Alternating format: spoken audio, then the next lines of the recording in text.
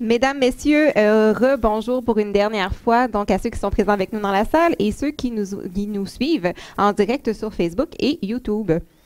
Je suis Audrey Laverdure, conseillère en emploi à Place à l'emploi et je co-anime avec mon collègue, le chargé de projet, Maxime Brault.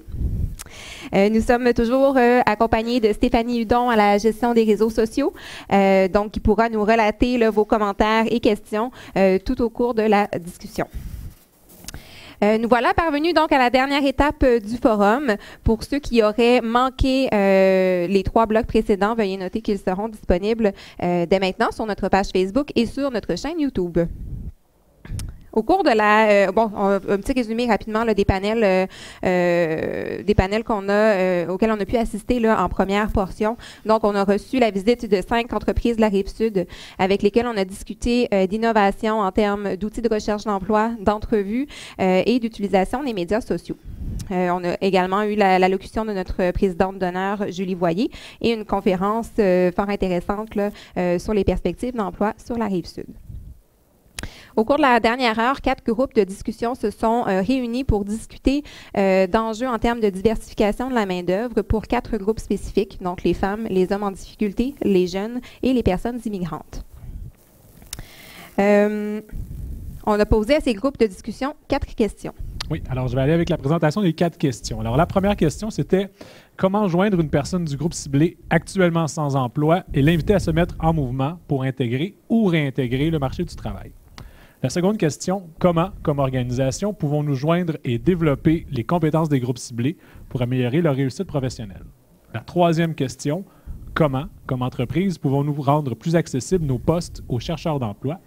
Et finalement, si nous avions la chance de passer 3 projets de loi au gouvernement qui aideraient les groupes ciblés à retrouver leur place sur le marché du travail, quel projet déposeriez-vous? Alors, on va commencer avec la présentation des groupes de discussion sur la main-d'œuvre en lien avec les groupes de femmes de l'arrondissement de Longueuil. Alors, pour faire la synthèse, je vais céder la parole à Marie-Josée Côté. J'aimerais d'abord que tu me parles de la question sur la mise en mouvement des clientèles, s'il te plaît.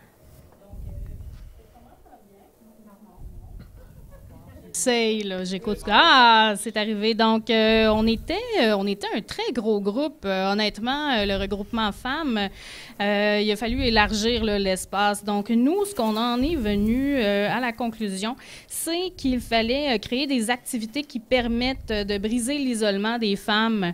Donc, des activités, pas uniquement en employabilité, mais des activités où est-ce qu'elles peuvent reprendre confiance, parler entre elles, se sentir en sécurité aussi, oui, physique, mais en sécurité de nommer ce qu'elles ont à dire.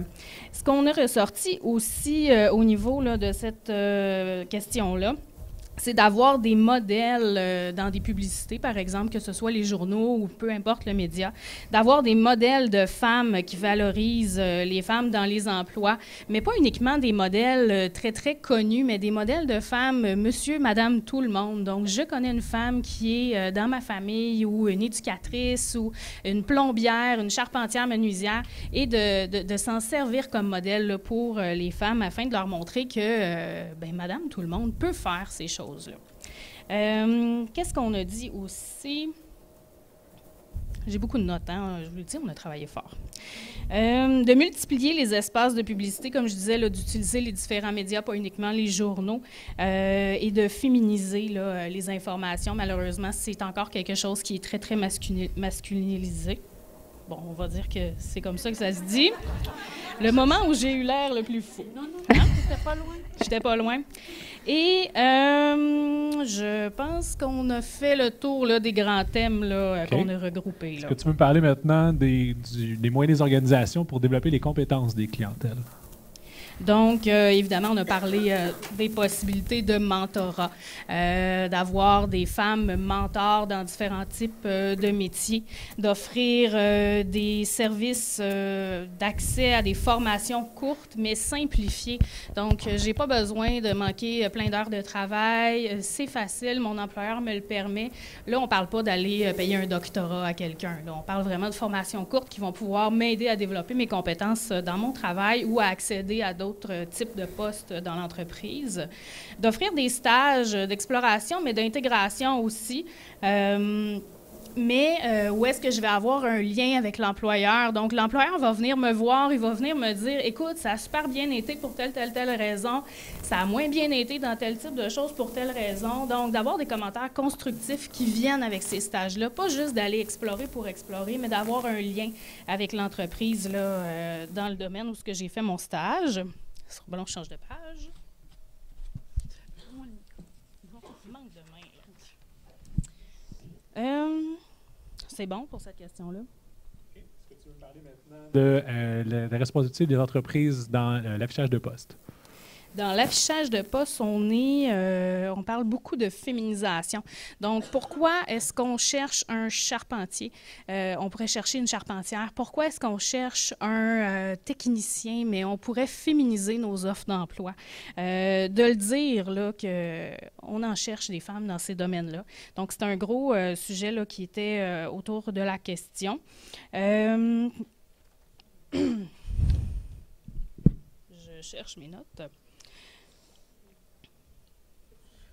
Oui, d'offrir la possibilité là, d'avoir de la flexibilité, pas uniquement au niveau là, des femmes, mais d'avoir de la flexibilité aussi au niveau des hommes à tous. Donc, les heures de travail qui peuvent être coupées, peut-être, des partages d'horaires, d'avoir une semaine de travail de 4 jours, par exemple, mais qui est offert aux femmes, mais qui est offert aux hommes aussi. Souvent, les femmes sont porteuses de changement.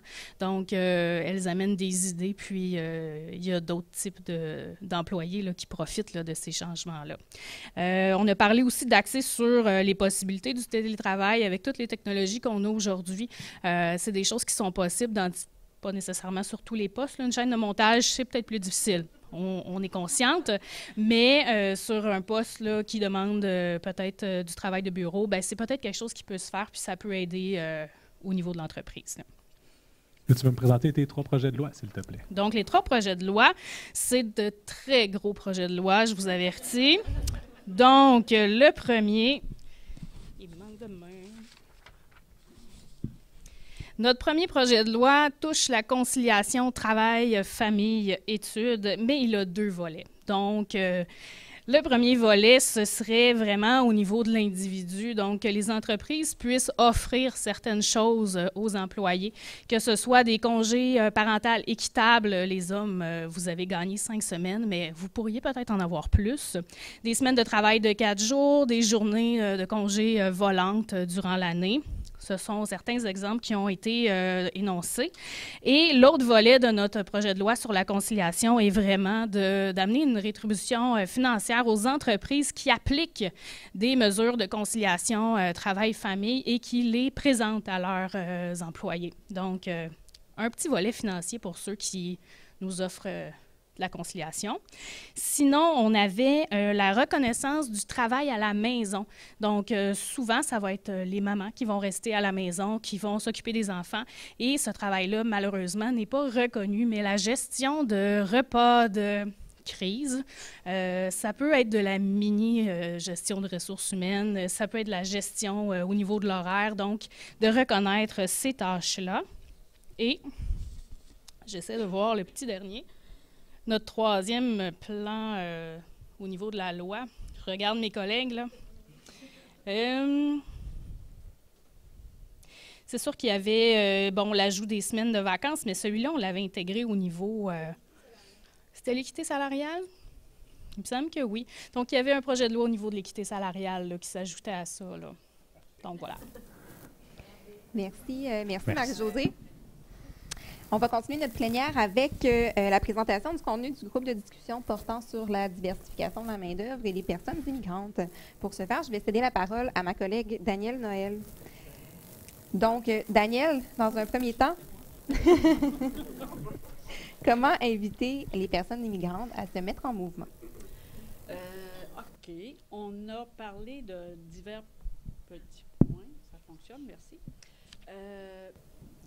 Est-ce qu'on pourrait, c'est juste une suggestion, faire de la publicité dans leur langue d'origine? Est-ce qu'on irait les accrocher un petit peu plus, même si une fois dans nos organismes, il y a une demande soit de parler anglais ou français, dépendamment du service que l'organisme offre.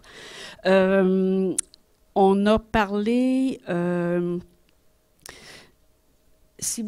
la gang avec qui j'étais, là, si vous voulez faire une petite nuance, vous le direz aussi. On a parlé de aller vers les banques alimentaires parce que les personnes immigrantes, pas juste elles, mais un plus grand nombre de personnes font appel aux banques alimentaires, vers les organismes de francisation pour qu'ils sachent qu'on existe, mais aussi les inciter tranquillement pas vite à participer à la vie active, aller dans leur communauté qui recréent, veut pas, quand ils arrivent dans un autre pays, donc voir s'il y a un regroupement qui leur vient en aide, est-ce qu'il y a une activité auquel on pourrait se joindre et faire parler de nous. On a parlé des municipalités qui pourraient offrir des sessions d'information. Je regarde si la dame qui en avait parlé est là. Je ne la vois pas, mais ça pourrait être un point. Partenariat avec organismes, on y a touché, qui est vraiment, qu'on aille aussi vers les organismes d'accueil et ne jamais oublier que ces gens-là, ben, tout le monde va dans des lieux publics et ne pas oublier de placer des publicités dans ces coins-là. Peux-tu nous parler maintenant du rôle des organisations? Des organismes, excuse-moi. Des organisations. J'aimerais ça remercier Sylvie. Je ne sais pas ce qu'elle est avec ses beaux petits carrés orange, là, parce que c'est facile à s'y retrouver. Rappelez aux organismes d'être sensibles au bagage de vie, même si vous le faites déjà. Ces gens-là nous arrivent avec beaucoup de bagages émotifs et professionnels, et de vie de famille et tout ça. Voir leurs forces sans diminuer la personne. La mosus de questions d'expérience à faire valoir, OK? On va y revenir tantôt pour les entreprises. Qu'est-ce que ça dit? Rassurer beaucoup la personne sur ses compétences parce qu'elle arrive ici terriblement fragilisée et elle a l'impression, elle n'a pas juste l'impression, c'est un sentiment qu'on m'a dit que je repars de zéro puis de ne plus être compétent pantoute. Donc, les rassurer sur les transferts de compétences qu'ils peuvent faire. Faire des stages ou bénévolat en entreprise pour créer un partenariat avec les entreprises pour qu'ils apprennent déjà la culture de l'entreprise puis qu'il y ait un petit bout d'expérience québécoise. On m'a parlé qu'il faudrait qu'il y ait absolument comme une entrée qui s'appellerait « Marché du travail 101 ».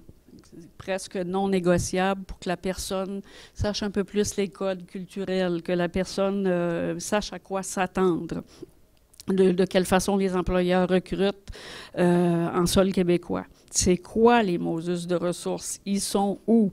OK? Les diffuser encore et toujours. Entrepreneuriat, est-ce que la dame qui avait parlé de l'entrepreneuriat est là? Oui. Juste me rappeler, c'était quoi? C'était que parfois, à défaut de pouvoir être un employé, OK. les gens, en dépit, deviennent des entrepreneurs. Parfois, c'est un choix. OK.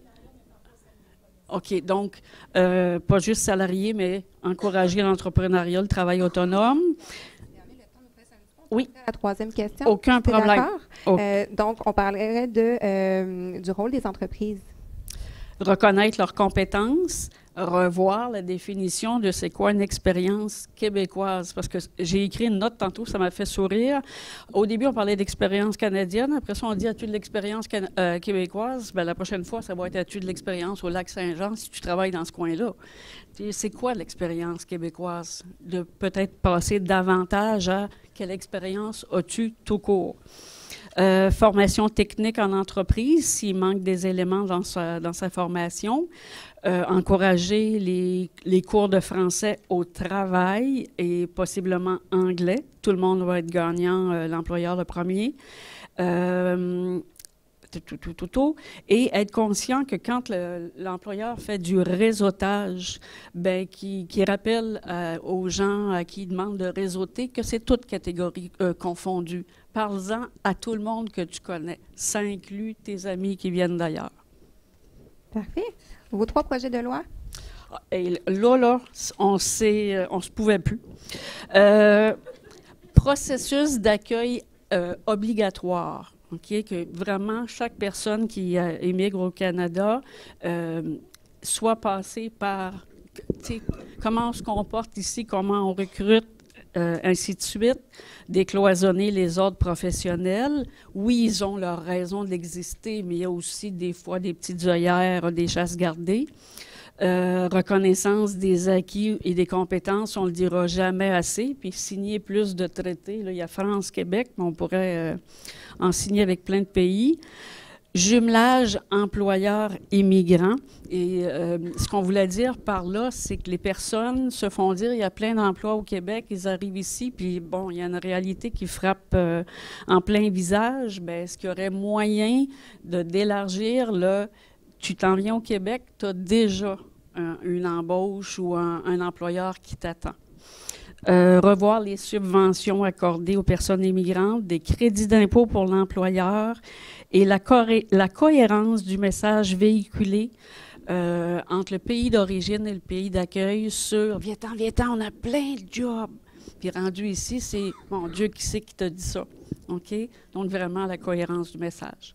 Et voilà. Merci, Daniel. Alors, merci, Daniel. On va enchaîner tout de suite avec le rapport de groupe de discussion sur la main-d'œuvre, la distribution des main-d'œuvre pour les jeunes avec Catherine. Oui, donc, alors, est-ce qu'on m'entend bien? Non. Non? Allô? Ça va? Non. Oui. Est-ce qu'on m'entend? Oui. Oui. Donc, alors, comment rejoindre les jeunes, les inviter à se mettre en mouvement pour intégrer ou réintégrer le marché du travail? En fait, ce qu'on a souligné dans notre groupe, c'est que c'est vraiment au niveau de la confiance en soi qui est à travailler au niveau des jeunes. Des fois, leur amener un côté manuel plus concret parce que pour eux, des fois, le marché du travail peut être abstrait, surtout quand on parle d'un métier plus spécialisé de les formations. Leur faire vivre des expériences positives, des bonnes expériences parce que souvent, on a des jeunes qu'on rencontre qui sont un peu plus fragilisés, qui ont vécu des échecs, que ce soit au niveau scolaire ou dans leurs premières expériences de travail. Donc, leur faire vivre des choses positives. Aller chercher leurs talents et leurs intérêts. Souvent, on leur demande qu'est-ce que tu aimes faire et ils nous regardent avec un gros point d'interrogation. Donc, vraiment, d'amener les intérêts un peu plus concrets pour eux, d'aller chercher ça.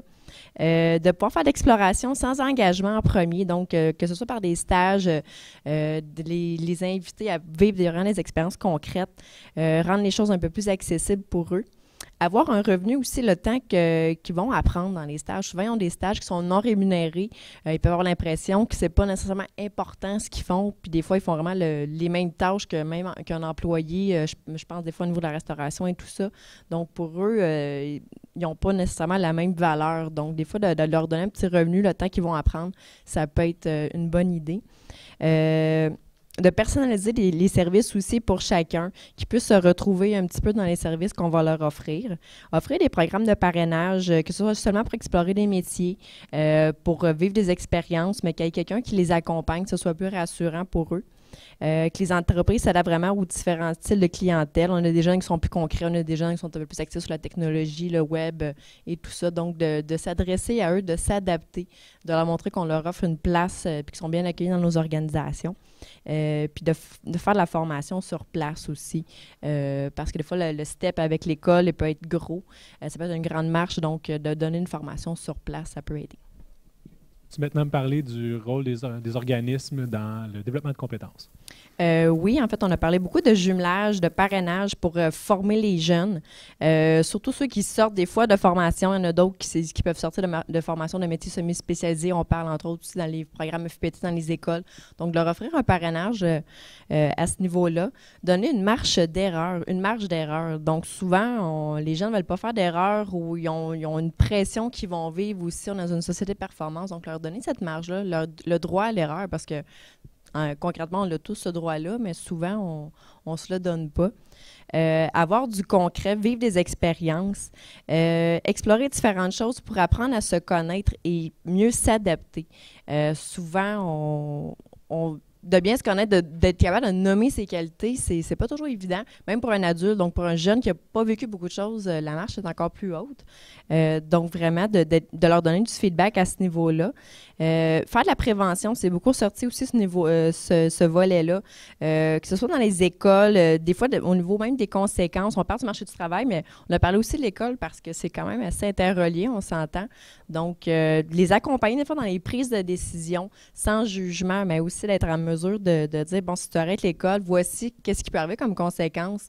Les accompagner dans cette prise de décision-là, ça peut être des témoignages de gens qui ont déjà lâché l'école, ça peut être des intervenants qui viennent leur parler, mais de vraiment intervenir en amont plutôt qu'après quand les décisions ont déjà été prises. Offrir des programmes d'accompagnement pour les jeunes qui sont en prévision de décrochage. Ça peut être aussi des jeunes qui vont vraiment intégrer le marché du travail ou qui s'enlignent plus vers le marché du travail, qui n'ont pas nécessairement de formation qualifiante, mais de vraiment offrir un programme d'accompagnement pour ces jeunes-là, que ce soit dans les organismes ou au niveau des employeurs. On va passer maintenant à l'affichage de poste, donc la responsabilité des entreprises. Oui, en fait, on a beaucoup parlé de ça. Avoir une flexibilité d'horaire. Des fois, les jeunes ne se retrouvent pas nécessairement dans le fameux 8 à 4 ou 9 à 5. Des fois, d'offrir une flexibilité, ça peut être intéressant, surtout s'ils entrevoient la possibilité de retourner à l'école. Des fois, l'employeur doit faire confiance, même si la personne n'a pas beaucoup d'expérience. Hein. On sort de l'école, qu'on ait un DES, qu'on ait un DEP ou qu'on n'ait pas du tout de formation, on n'a pas beaucoup d'expérience, on commence sur le marché. Souvent, on se retrouve devant les portes fermées, les employeurs nous disent, bon, on cherche des perles, mais en même temps, les gens n'ont pas beaucoup d'expérience. Les employeurs vont chercher des gens qui sont efficaces très rapidement sur le marché du travail, qui ont beaucoup d'expérience. Donc, des fois, de donner la chance aussi à ces gens-là, de faire leurs preuves, de montrer qu'ils sont capables, parce que la volonté souvent est là, mais c'est le bagage au niveau de l'expérience qui ne suit pas. Diminuer la demande de performance dès le départ aussi. Puis les jeunes se la mettent beaucoup, je parle un peu pour ma génération aussi, mais il y a beaucoup de jeunes qu'on rencontre qui, on commence un nouvel emploi, bien, on veut performer, on veut montrer qu'on est aussi efficace que quelqu'un qui a beaucoup d'expérience parce qu'on sait que c'est difficile à entrer. Donc, des fois, de diminuer cette demande-là de performance dès le départ. Prendre quelqu'un qui a les valeurs de l'entreprise et savoir-être. Dans le fond, d'axer sur le savoir-être et non pas nécessairement sur la grande expérience. Donc, de voir est-ce que la personne a le savoir-être, est-ce qu'elle a les valeurs de la compagnie, est-ce qu'elle a de miser là-dessus pour pouvoir vraiment la former. Ça va être... tu sais, des fois, les jeunes c'est le bagage. Ils ont leur savoir, ils ont la motivation, ils ont la formation, mais l'expérience n'est pas là. Donc, de vraiment axer sur le savoir-être de la personne. Faire la prévention aussi chez les employeurs au niveau, que ce soit les problématiques que les jeunes peuvent vivre, mais aussi sur l'importance de faire des plans de relève. Hein. Les jeunes, c'est la relève où si on ne leur laisse pas la place de se faire une expérience, bien, ils n'en auront jamais. Souvent, ce qu'ils nous disent, les jeunes, c'est bien, on me dit qu'il faut que j'aille l'expérience, mais donnez-la moi, mon expérience. Il faut avoir une porte qui s'ouvre à un moment donné. Offrir des ressources aussi aux employeurs, des fois pour accompagner, des fois s'ils se retrouvent avec des jeunes qui ont peu ou pas d'expérience ou pas nécessairement de formation qualifiante, bien, leur offrir du soutien aussi là, pour les accompagner à intégrer les jeunes. On a souligné aussi le fait que les jeunes aiment pouvoir voir les employeurs. Souvent, on a l'impression qu'ils sont beaucoup dans l'ère technologique, qui sont cachés derrière leur écran d'ordinateur, mais souvent, les jeunes veulent voir les employeurs. Aller donner un CV, faire une demande virtuelle, pour eux, c'est abstrait, c'est pas très invitant. Par contre, ils peuvent avoir des foires de l'emploi réservées aux jeunes où ils peuvent faire valoir leur savoir-être, leur potentiel, leur volonté. Là, ça peut être intéressant de faire des rencontres à ce niveau-là.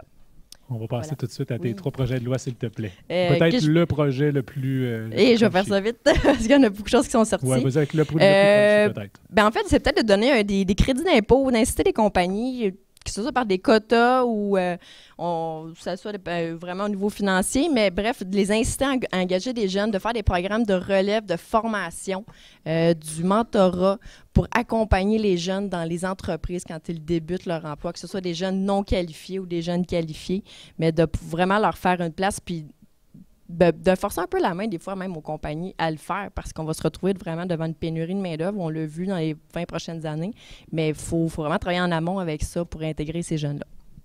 Merci. Merci, Catherine. Donc, nous allons terminer notre séquence de résumé avec la présentation des conclusions du groupe de discussion qui portait sur la diversification de la main-d'œuvre et les hommes en difficulté. Donc, je vais céder la parole à Charlotte Domingue qui va nous résumer un petit peu là, les éléments clés. Donc, comment inviter les hommes en difficulté à se mettre en action? Vous allez voir, je vais vous faire ça vite. La plupart des choses ont été nommées avant. Donc, nous, on a surtout parlé des ressources, les ressources qui viennent en aide aux hommes. Donc, directement en emploi, comme ici à Place à l'emploi, mais aussi en santé mentale ou peu importe quelle autre ressource il peut y avoir, de les faire connaître ces ressources-là pour qu'on parte à la base, puis que les employeurs connaissent ces ressources-là et qu'ils aillent vers ces ressources-là pour faire savoir qu'ils recherchent des postes. Ensuite, on disait si on va aller chercher les hommes, nous, on a exclu complètement la génération jeunesse. Là, il faut continuer à faire les offres, à diffuser les offres dans les journaux puis dans les médias qui sont utilisés par les hommes qui ont de l'expérience, justement. Ce qui est un problème peut devenir un avantage pour les hommes exclusivement ou pour les personnes d'expérience. On recherche des gens d'expérience, mais on affiche via Internet qui est peut-être qui va moins rejoindre cette génération-là. Quel est le rôle des organismes? Dans le développement de compétences, on disait, nous, dans le fond, qu'il fallait y aller par la somme des petits succès. Donc, un peu ce qu'on offre ici dans le concret. Les hommes, ce qu'on veut, ce qu'ils veulent, je vais m'exclure de ce groupe. Ce qu'ils veulent, c'est du concret, c'est travailler, c'est faire avec leurs mains, c'est être dans l'action. Donc, par la somme de petits succès, par vers l'emploi, c'est un bon exemple. Les hommes se sentent valorisés, ils travaillent leur estime de soi. Par la création du lien aussi dans les ressources, dans les organismes, en créant un lien, on développe notre estime de soi, puis ensuite, on est plus apte à aller de l'avant. Donc, c'est encore une fois commencer en bas, tu sais, recommencer avec des petits pas pour éventuellement être capable d'en faire des grands. Du côté des entreprises? Nous, contrairement à ce qui a été apporté au début du forum, on parlait de disponibilité lorsque, justement, les hommes se présentent en personne, puisqu'ils utilisent probablement moins les médias sociaux pour envoyer leur CV, tout ça. On parlait d'une disponibilité pour pas qu'ils se butent à une porte fermée. Mais la même chose dans les organismes aussi, quand on va chercher de l'aide, si on arrive puis on nous dit, il n'y a personne qui peut te rencontrer, puis ça va aller dans 2 semaines. Bien, ça se peut qu'il y ait un découragement, puis qu'on ferme la porte, puis que déjà, ce qu'on parlait, c'est qu'on est à la maison, on est déjà un peu découragé, on est déjà assis sur nos fesses depuis longtemps. La motivation est bof. Fait que quand on ouvre la porte, qu'on s'habille, qu'on prend une douche, puis qu'on se rend sur place, puis qu'on nous dit, on te rappelle dans 2-3 semaines, l'effort, il est comme... C'est rendu trop grand, là. Tu sais, on le refera pas une 2e fois. Donc, la disponibilité. On parlait dans les offres d'emploi, d'y aller avec une description de, par exemple, l'ambiance qu'il y a au travail, pas juste les tâches. On veut quelqu'un qui fait ça. Qu'est-ce qu'on a à offrir aussi? On a une ambiance de travail qui est comme ça. On recherche des gens qui vont aller dans les mêmes valeurs que nous, nos employés. Tu sais, on a du plaisir, on parle de plaisir, tout ça. Il faut le mettre en valeur dans l'offre d'emploi aussi, tu sais. Chez nous, vous allez vous amuser, vous allez vous sentir accueillis. On va avoir une place pour vos projets personnels. On va être ouvert à ça. Qu'est-ce que nous, on a besoin, mais qu'est-ce que vous pouvez nous apporter aussi? Montrer une ouverture, tu sais. On se disait que l'offre d'emploi était beaucoup trop basique, tu sais, pas développée. Puis les ouvertures de postes à long terme, comment on peut évoluer dans l'entreprise, etc. Ton projet de loi le plus percutant? Projet de loi, on parlait évidemment de l'augmentation du salaire minimum parce que, si on va avoir une pénurie, il va falloir qu'on soit prêt à accepter plus de monde, puis les gens ne sont pas nécessairement prêts à postuler sur des postes qui offrent un salaire minimum où est-ce qu'on va être au seuil de la pauvreté. Mais également, d'obliger certaines entreprises qui ont certain nombre d'employés à offrir des assurances, des avantages sociaux pour que ce soit tentant d'appliquer sur certains postes. On va s'en tenir à seulement celui-là. Merci, mesdames. Alors, nous allons maintenant clore le Forum Emploi 3.0 avec un mot de notre directrice générale, Mme Caroline Gagnon.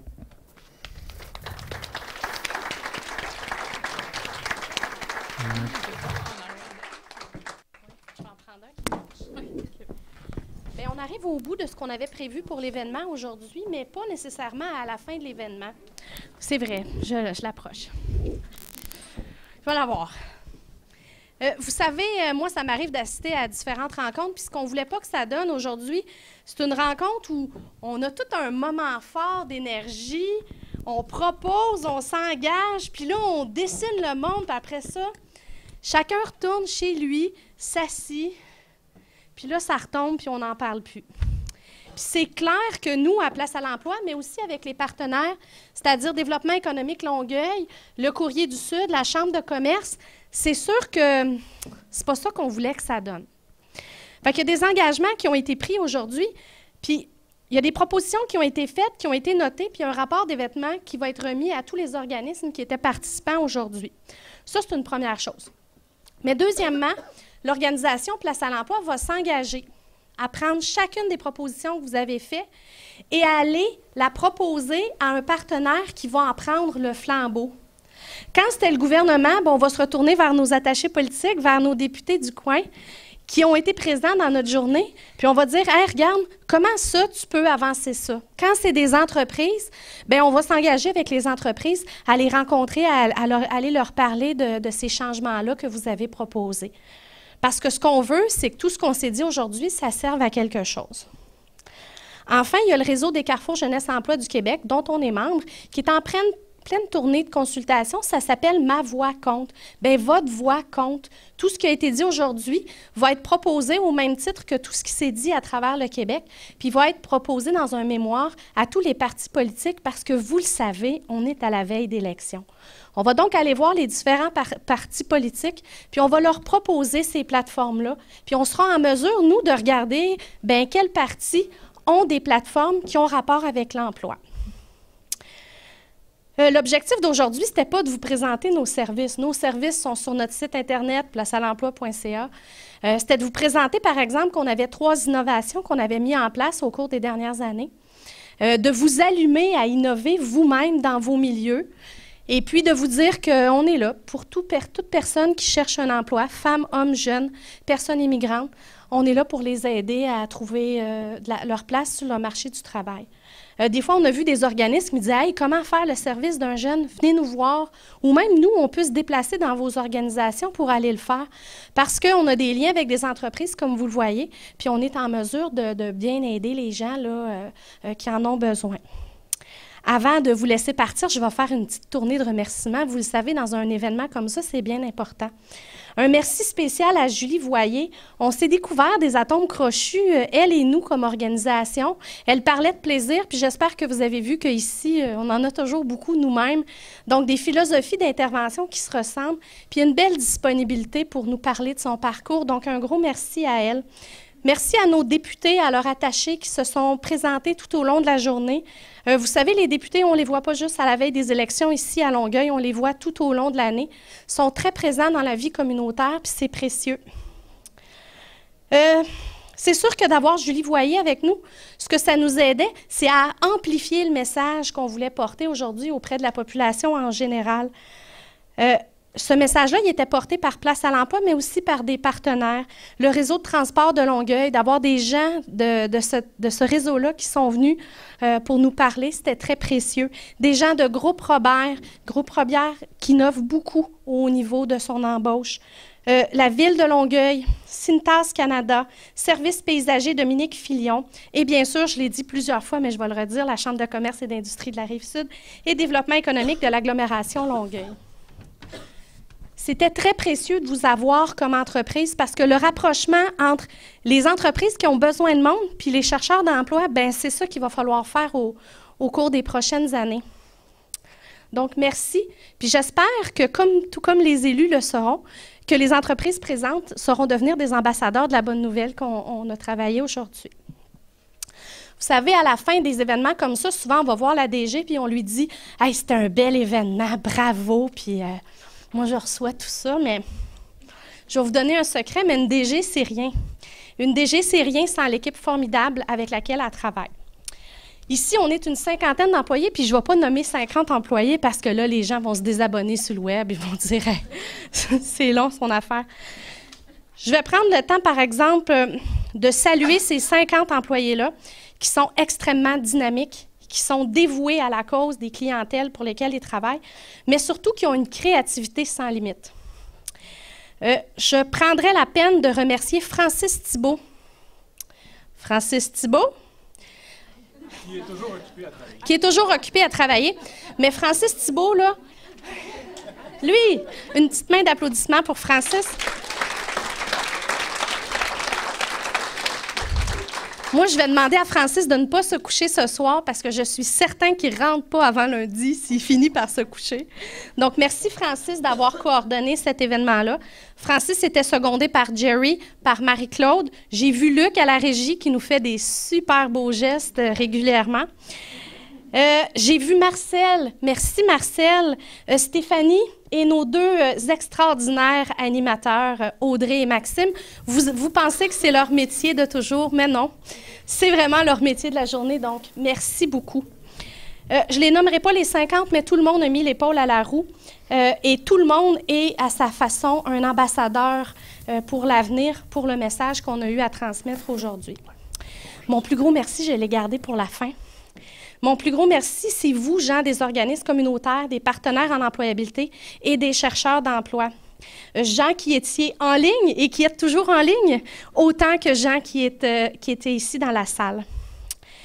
Vous savez, on a eu besoin de votre participation, on a eu besoin de vos idées et on ne les laisse pas tomber comme on s'est engagé à le faire.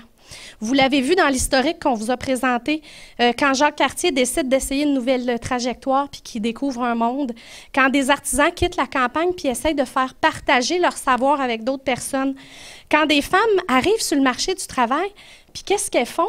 Elles modernisent puis elles permettent d'avoir des meilleures pratiques de travail. Quand des gens d'ailleurs vont traverser tout un océan, des fois un continent puis un océan, pour venir ici pour travailler. Puis quand toute une nouvelle génération trace des nouveaux contours de la réalité, on l'a vu, 60% des postes qui n'existent pas encore. Incroyable. Bien, quand tout ça se passe, on se rend compte d'une chose. Le changement, là, c'est pas lever notre main une fois par 4 ans pour voter pour un autre parti. Quand on veut vraiment que les choses changent, bien, on trouve un groupe d'irréductibles gaulois qui sont représentés par vous. Et puis, on leur donne une cause. Puis on leur demande de prendre le flambeau de cette cause-là. Emploi 3.0, c'est plus qu'une journée ou un événement, c'est un mouvement pour que l'emploi soit au cœur de toutes nos préoccupations. Aujourd'hui, on était une centaine, mais si chacun d'entre vous, en repartant dans sa vie, en parle à 10 personnes, que tout le monde a son rôle à jouer, qu'il faut dire aux chercheurs d'emploi qu'il va en avoir de l'emploi, de ne pas désespérer, qu'il faut dire aux gens qui manquent de confiance en eux puis qui ont peur, bien, ayez pas peur, les entreprises, ils ont besoin de toi. Si on dit aux entreprises, regarde ton offre, là, as-tu besoin de tout ce cocktail-là? Ou si tu ne pourrais pas laisser une première chance à quelqu'un ou une deuxième chance ou une 10e chance à quelqu'un. Si on dit aux organismes, la personne qui va t'arriver, là, ça se peut qu'elle ait du boulot à faire, mais tu es là. Tu es là, puis tu vas l'aider, puis elle va se rendre au bout. Puis si on peut dire au gouvernement, hey, les entreprises, là, on leur a demandé d'embaucher des gens qui ne sont pas totalement ce qu'ils voulaient, tu peux-tu les aider pour que ça se passe bien? La période du premier mois là, où ils rentrent dans l'entreprise puis qu'il n'y a pas 10 ans d'expérience ou qu'il n'y a pas travaillé à court terme, bien, si chacun d'entre nous, on en parle à 10 personnes, bien moi, je vous dis que demain, on est 100 puis qu'à la fin de la semaine, on est beaucoup dans notre gang d'emploi 3.0 puis qu'on a vraiment fait changer les choses aujourd'hui. Fait que je vous remercie, gens dans la salle, gens du public, pour la belle journée que vous nous avez fait vivre. Merci. Merci pour votre Oui. Donc, le forum tire à sa fin. Caroline a fait beaucoup de remerciements. Il nous manquait quelques petites personnes à remercier. Je reviens avec un merci spécial à notre consultant en communication, Marcel Lalonde, pour son appui dans l'organisation du forum. Merci à Sébastien Bourassa de Zone Graphique pour son excellent travail. Il manquait-tu? Oui, également Cybermediacom et toute son équipe pour la webdiffusion. Et encore une fois, merci à vous, merci aux gens en ligne. Je pense qu'on peut se féliciter de notre travail aujourd'hui et penser que cet événement est un premier succès et espérant vous voir dans une autre édition à venir, qui sait. Et merci à l'équipe de direction de Place à l'Emploi. Donc, oui. Caroline Gagnon, directrice générale, Francis Thibault, directeur adjoint, Marie-Josée Côté, directrice adjointe, et Sylvie Morin, directrice générale adjointe des services financiers et administratifs. Donc, merci à tous. Merci. Bonne soirée.